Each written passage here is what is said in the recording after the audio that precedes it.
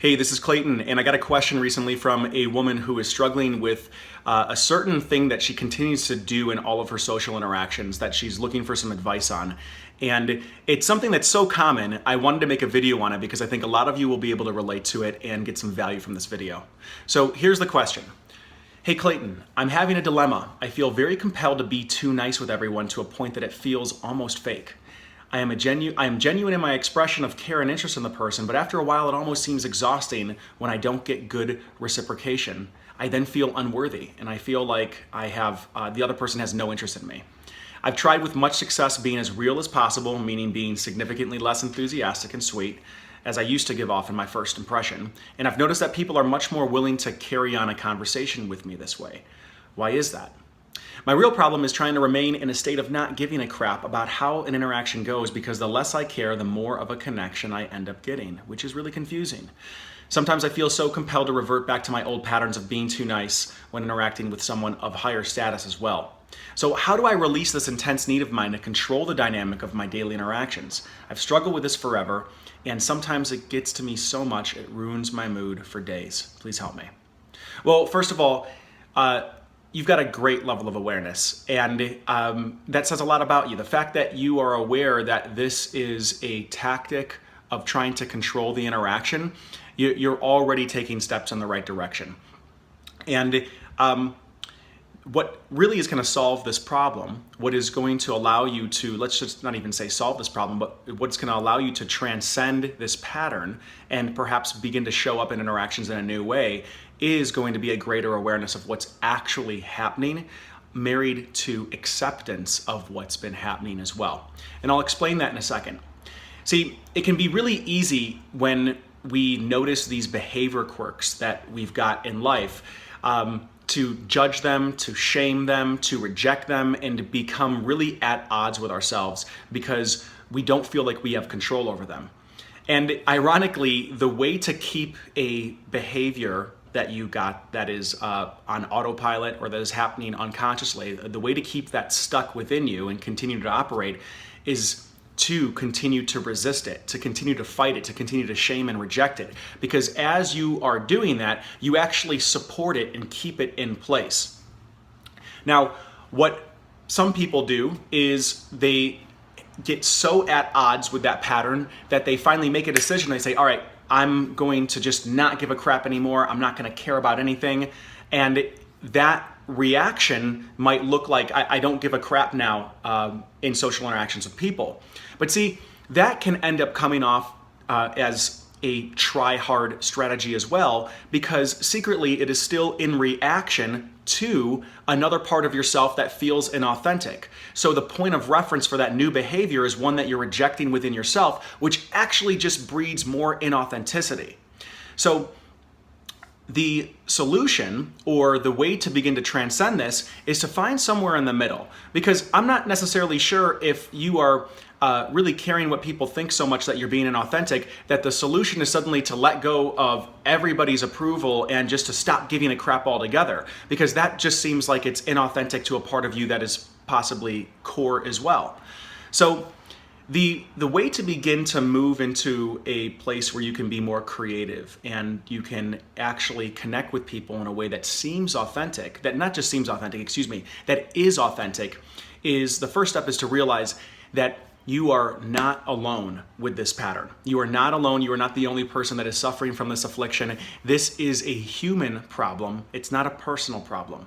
And the reason I say that is because when people suffer from these things in isolation, the amount of judgment and the amount of resistance to them can be overwhelming. So sometimes just realizing that you are actually in a pattern that many people struggle with is one way to get a little bit more flexibility in there and give yourself the benefit of the doubt and realize that this is a human problem, not a personal problem.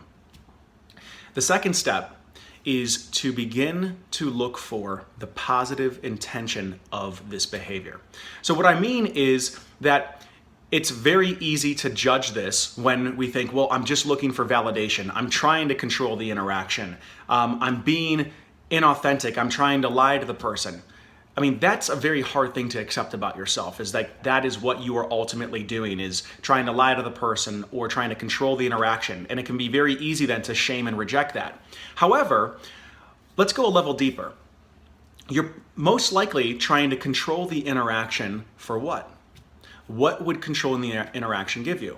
Well, I know that in my past, I've struggled with something similar, and I know that what I was actually doing in the past is I was trying to feel safe. I was trying to feel safe, that if I somehow can control the other person's impression of me, then I could finally give myself permission to relax if I knew that they liked me, if I felt validated.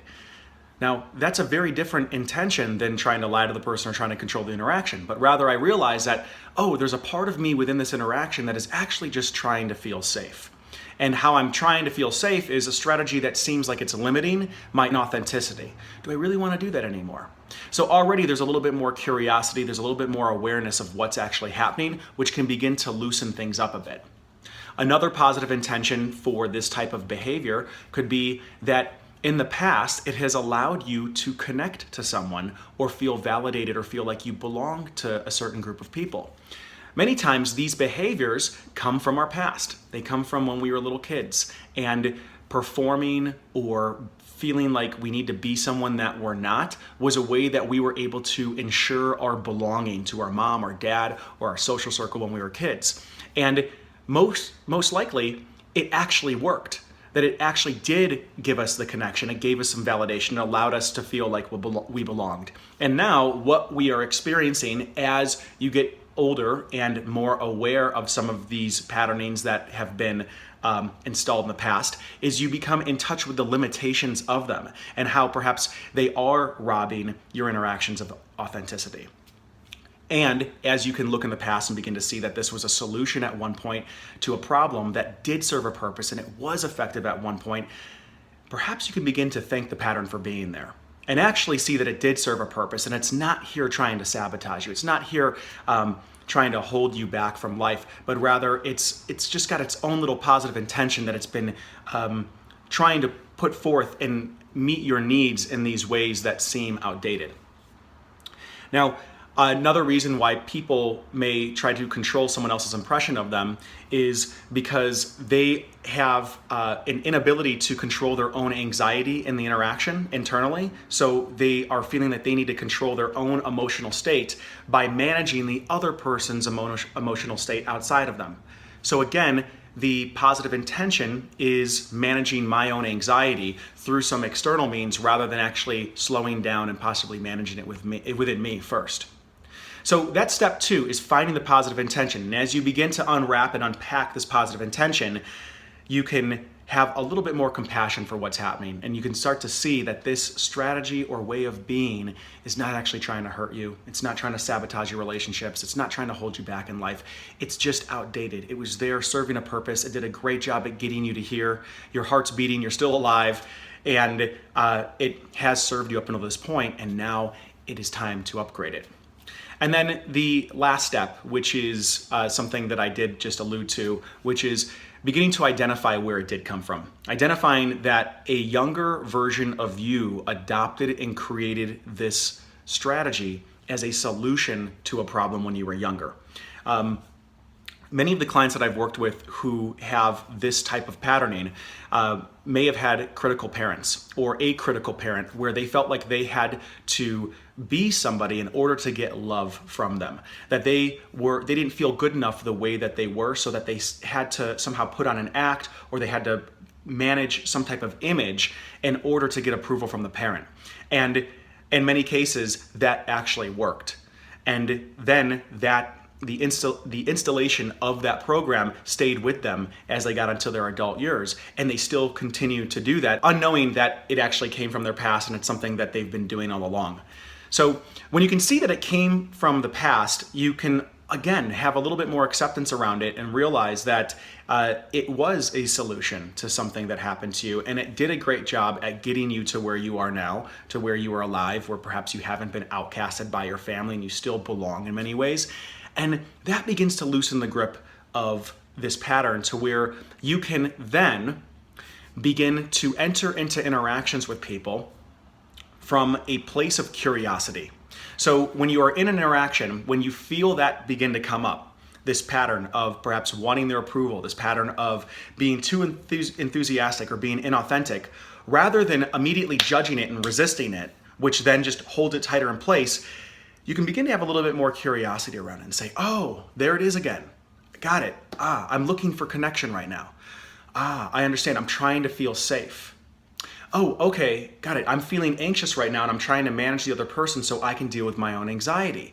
And then once you've gotten to the core there and you can really see the core of what's happening, you can say, okay, well, what might be a better strategy for me to manage my own anxiety?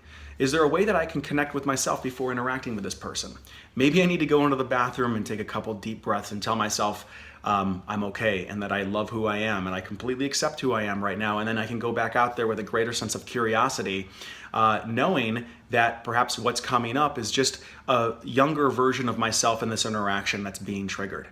And with that awareness and with that levity and that curiosity and almost like a playful attitude towards something that is within you, it loosens up the grip. It allows you to love it more. And when you begin to love those parts of yourself that you perhaps have been rejecting up until now, you give yourself permission to fully begin to let go of them, to fully begin to upgrade them, and to release the limitations that they have put on you up until now.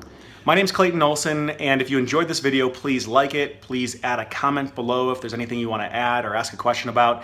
And if you are someone that is struggling from something similar, or you have some type of pattern that you are aware of in your life that continues to repeat itself and you feel like you have no control over it, I want you to feel free to reach out to me individually. I'll add my email below in the description box. These are the types of clients that I love working with. I love working with these types of problems. This is what I do for a full-time career, is helping people overcome and upgrade these automatic patterns that come from childhood that seem to be running their life. So I wanted to put that out there as an invitation to you if you're looking for some help. And again, I hope you enjoyed this video and I look forward to speaking with you in the future.